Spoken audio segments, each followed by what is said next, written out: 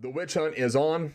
The Facebook Court of Appeals has spoken. This man is guilty. They want him brought in without due process. They want him brought in without any evidence, without hearing his side of the story or any facts. We're going to get into why that's a dangerous ideology to carry forward. We're also going to get into why that caveman obsolete thinking led to 19 people's death in Salem. And we're also going to get into the fact that we're almost at the threshold of losing due process altogether. And maybe it's not so organic. In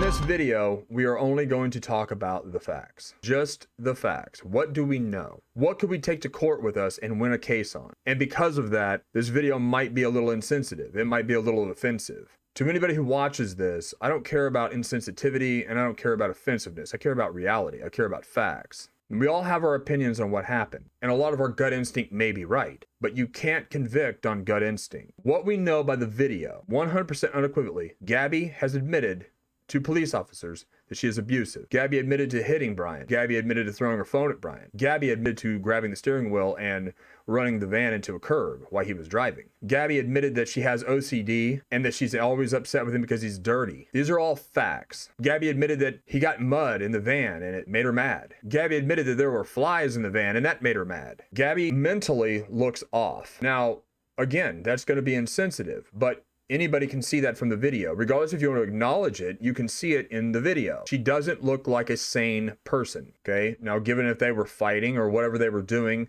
she still looks a little off. So, when the cops question Brian, they ask him what happened. And he says, you know, she started hitting me. I tried to put distance between us.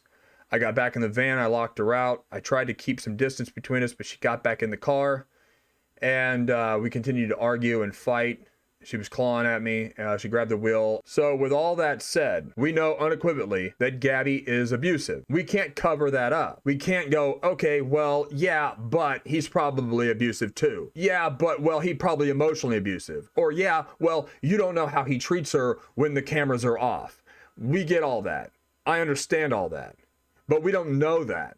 That's just our gut instinct. That's just what we think. Then you have the report of the guy saying that, he saw two people fighting and he didn't give a description. He just said a man and a woman in a van were fighting. And so if you look at that and you tally up that evidence, there's nothing to substantially take away from that. We can't say for sure that it is either Gabby or Brian because he doesn't name them. He doesn't describe them. He just says a man and a woman are fighting.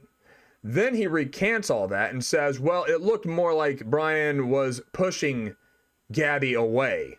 After asked again. This is hearsay. We don't know that. We haven't seen that. What we have seen is that Gabby has admitted to the police that she is abusive and that she hits Brian. We see that Gabby admits that she has OCD and she gets angry when things are dirty. We see that she has thrown her phone at Brian. She admits to that. We see all about Brian's face and neck is scratched and bruised up. Those are all signs of abuse, regardless if you want to admit it or not. Brian is abused. Yes, he's a man, and he's abused by Gabby. Now, we don't know because Gabby didn't say, yeah, he also hits me too.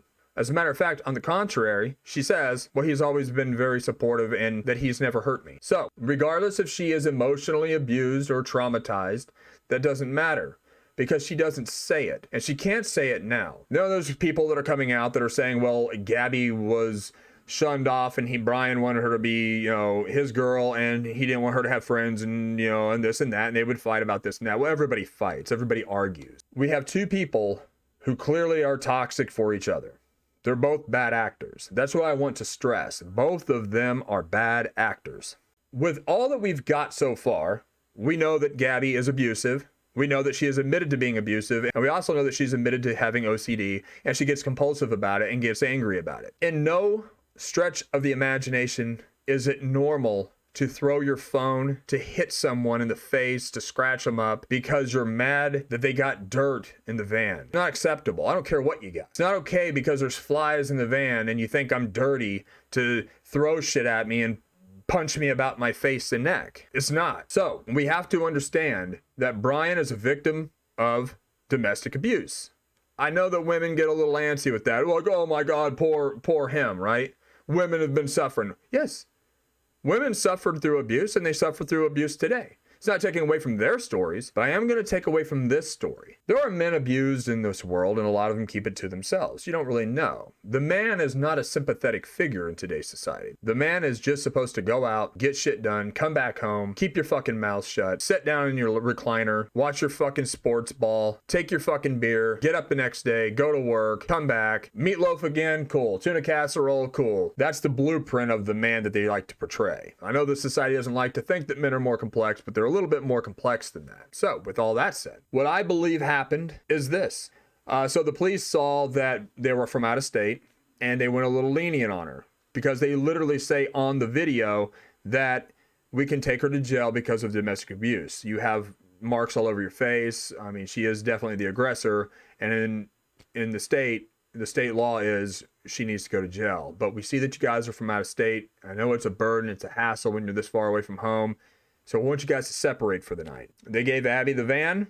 They took him to a hotel, and they separated for the night, supposedly. They probably didn't, but let's just say they did. So the tensions are there. They're probably hating each other. They thought, oh man, we love each other. We're going to be perfect friends. We're going to start this YouTube channel. We're going to do this. We're going to do that. But then as they got on the road with each other, they realized, man, I kind of fucking don't like this guy. Man, this fucking girl's really fucking nuts. She's cleaning up after me. She's getting mad because I fucking ate a goddamn Twinkie and put the wrapper in the door compartment. I tracked mud in from outside, and she's fucking throwing a fit about it. What is wrong with this fucking lady? I mean, she's fucking blaming me for the flies in here. So there's friction, and they're fighting, and they realize, social media is a big, giant lie. Everybody's life in those pictures looked fucking fantastic. Gabby and Brian look like forever lovers, you know? Look at them. They're fucking in love. They're out there on the fucking range. They're experiencing life. That's how fake social media is. You don't know. When you look at these people's lives, you're thinking, man, they really have great lives. Boy, I wish I were like those people. And then you realize, man, when you lift the curtain back and you step inside, it's not so great. It's a little bit more hostile than my life. But we never take that into account because we see the pretty pictures and the filters and look at the place they're at. No, they posted a picture of them hugging. Oh my God. They must love each other. We never really think about, do they really? How are they? I know you said you're doing good, but how are you doing? So two different questions. And I don't think anybody ever stopped to ask Gabby that. Gabby was very emotionally, chemically imbalanced. Anybody who says otherwise is lying to themselves. But we all know he probably likely killed her, but let's give him the benefit of the doubt. Without any evidence, we're saying that he killed her. We don't know that. Why don't we take a step back and look at it like this? Gabby and Brian pulled off. They were going to camp at a location that her body was later found at, 100 yards away from where the van was spotted. Something happened. They got into a fight. Brian's like, fuck this. I'm getting the fuck out of here. He got in the van and he took off and he left her there. I know a lot of people are going, well, how couldn't you fucking say that? Because this is a hypothetical. How can you say he killed her with no evidence? That's how I can say this. And in that time, somebody else came along and they killed Gabby. Brian goes, camps somewhere else, comes to his senses and says, you know what, man, I left her out there. I better go find her. Then he goes back. He's looking around and he sees her body and he goes, oh my fucking God. And he freaks out and he takes off. And then two other YouTubers, everybody in this story is always a YouTuber. It's very suspect. Then they pick him up. They tell him that they're going somewhere, and he's like, freaks out, and he gets out of the car, and he's going to give him like $200 for the ride, and it's only like a 10-minute trip down the road. You don't know how someone acts when they've experienced trauma. I'm going to get into that in a minute. Or what if she's hitting on him again? She's beating him, punching him about his face, throws her phone at him. Who knows what she did? Who knows what he did? And he says, fuck this, I'm out of here. He gets in his van and he takes off, and he leaves her there, and she's attacked by a wild animal. You don't even know if that's a possibility because nothing substantial has come back. Or what if Brian killed her? They both got into another fight, and she thought, I could fucking punch this guy as many times and he ain't gonna hit me.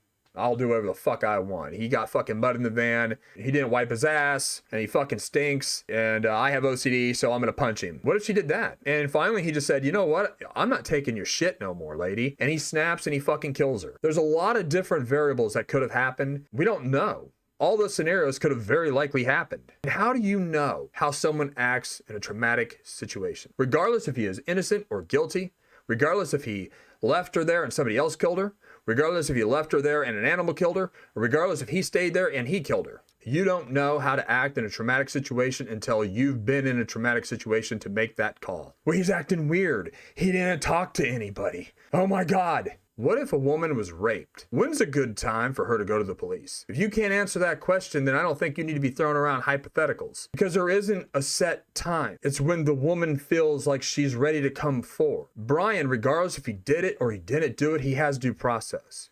Brian, regardless if he did it or he didn't do it, he has a thing called the Fifth Amendment. Brian, regardless if he did it or he didn't do it, has the ability to get an attorney. So while you think that he's acting strange and bizarre and he took off, of course he did. Odds are he probably killed her and he's scared. He doesn't know how to explain it. He doesn't know what he's going to do. So he goes back to his mom and dad. They get an attorney. They're talking about his options. He fucking gets online and sees all you prehistoric cavemen savages, you fucking dinosaurs, calling for his conviction with no evidence and no due process. So what's he do? He fucking panics and gets his shit and says, I'm out of here. I can't fucking prove my innocence. I'm out of here. There's no fucking point. The public opinion is I'm guilty and it's going to be impossible to prove that now. In doing so, the public has made it near impossible to get a fair trial for this guy. Think about it. Think about the exposure that this case has gotten. Think about trying to find somebody on the jury that doesn't know about this case now. All of you people online, millions of you just going out and saying that he needs to be put to death or he needs to fucking pay without any evidence, without any due process. It's a scary, scary rope to walk. Because what if the tables were turned and it was you? What if you didn't do anything? And everybody just said, yep, no, you know what? I bet, I know that motherfucker did it. But you really didn't. And what if he really didn't kill her? Or what if he did kill her and it was an accident? Or what if she killed herself? So to call for this guy's head, to call for this guy to be convicted and the fucking switch to be pulled, or him to be fucking put to death by lethal injection, or whatever the fuck you guys are saying, it's insane and it's scary. It is the exact same ideology that led to 19 people in Salem, Massachusetts to be put to death because people thought on a gut instinct that they were fucking witches. You know, and it's a myth that they were all burned. None of them were burned. But that's another video altogether. At the end of the day, calm down, social media. You're not the law. You don't get to dictate the law. The mere fact that you want to manipulate due process is scary because of the mob mentality. Look up the Ash experiment, a very scary experiment. And that's exactly what I believe is going on in the world today, right now. 1950. I think social media is a big experiment and it's changing people and it's making people think differently, to make them think that things that were once standard are no longer standard, like the Constitution, like the due process of law. Now, I don't know if Brian did it. I have my theories, I have my gut instincts, but I don't know if he did it. I'd like to think that that's the cops' job. That's the FBI's job. That's the detectives. That's everybody, the forensics. My job is to sit back and say, man, this is the society that I live in? That's crazy. So with all that said, I think we all need to take a breath. We need to take a step back and we need to look at all of the possibilities. Because just last week, I was under the impression that it was all staged. It was all fake. It was all YouTube shit. And I referenced J Station. And I'm sitting there this week going, you know what? I was wrong. My gut instinct was wrong. So if my gut instinct can be wrong, why can't yours? Wait until the evidence comes in. All you know is that we have a body and we have a police cam footage that shows her acting poorly. That's what we know. And that's what I got, guys. Take care of yourselves. Be good. Good thoughts. And be well.